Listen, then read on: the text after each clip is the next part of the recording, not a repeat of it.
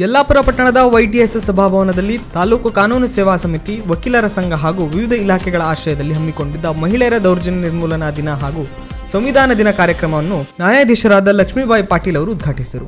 ಕಾರ್ಯಕ್ರಮವನ್ನು ಉದ್ಘಾಟಿಸಿ ಮಾತನಾಡಿದ ಅವರು, ದೇಶದ ಸಂವಿಧಾನವನ್ನು ಗೌರವಿಸಿ ಅದರ ಆಶಯದಂತೆ ನಡೆಯಬೇಕಾದದ್ದು ಪ್ರಜೆಗಳ ಕರ್ತವ್ಯ ಎಂದು ಹೇಳಿದರು.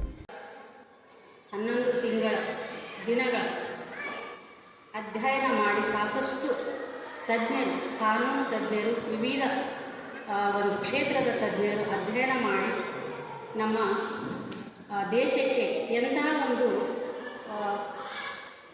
ಸರಳವಾದ ಭಾಷೆಯಲ್ಲಿ ಹೇಳಬೇಕಂದ್ರೆ ಆಡಳಿತಾತ್ಮಕ ನಡೆಸಿಕೊಂಡು ಹೋಗಬೇಕು, ಒಂದು ಅಧ್ಯಯನದ ಪುಸ್ತಕ ಬೇಕು ನಮಗೆ ಅಂತೇಳಿ ಸಾಕಷ್ಟು ಅಧ್ಯಯನ ಮಾಡಿ ಈ ಒಂದು ಸಂವಿಧಾನ ಅದನ್ನು ನಾವು ಜನವರಿ 26, 1950ರಲ್ಲಿ ಜಾರಿಗೆ ತರ್ತೀವಿ. ಆದರೆ ಅದನ್ನು ಅಂಗೀಕಾರ ಮಾಡಿದಂಥ, ಅದನ್ನು ಒಪ್ಪಿಕೊಂಡಂತಹ ದಿನ ಯಾವುದಂದರೆ ಇವತ್ತು ನವೆಂಬರ್ 26, 1949ರಲ್ಲಿ.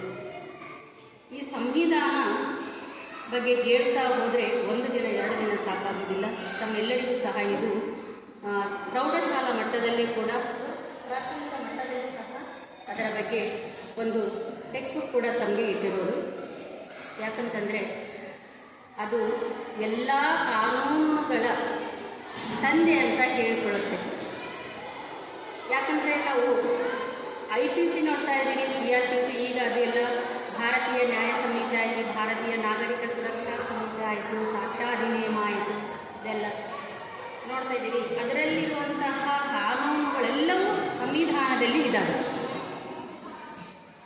ಆ ಸಂವಿಧಾನ ಹೇಗೆ ಇರೋದು ಅಂತಂದರೆ, ಒಬ್ಬ ಸಾಮಾನ್ಯ ವ್ಯಕ್ತಿ, ಸಮಾಜದ ಕಟ್ಟ ಕಡೆಯ ವ್ಯಕ್ತಿಗೂ ಸಹ ಕಾನೂನು ಕೂಡ ಅವನಿಗೆ ತಲುಪಲಿ, ನ್ಯಾಯ ಅವನಿಗೆ ಸಿಗಬೇಕೆಂಬ ಆಶಯದೊಂದಿಗೆ ಅದು ಹುಟ್ಟಿಕೊಂಡಿತು. ಸಾಮಾನ್ಯವಾಗಿ ನಾವು ಎಲ್ಲೂ ಒಂದು ಸಾಮಾನ್ಯ ತಿಳುವಳಿಕೆ ಏನಂತಂದರೆ all are equal before the law ಅಂತ ಹೇಳ್ತೀವಿ. ಕಾನೂನಿನ ಮುಂದೆ ಎಲ್ಲರೂ ಸಮಾನರು. ಆದರೆ ಜಸ್ಟಿಸ್, ಈಕ್ವಿಟಿ ಆ್ಯಂಡ್ ಈಕ್ವಾಲಿಟಿ ಇವೆರಡಕ್ಕೂ ಡಿಫರೆನ್ಸ್ ಇರೋದು. ಈಕ್ವಾಲಿಟಿ ಸಮಾನತೆ. ವೀಕ್ಷಕ ಮಹಾಪ್ರಭುಗಳೇ, ನಮ್ಮ ಚಾನಲ್ ಅನ್ನು ಸಬ್ಸ್ಕ್ರೈಬ್ ಮಾಡಿ, ಶೇರ್ ಮಾಡಿ, ಪ್ರೋತ್ಸಾಹಿಸಿ.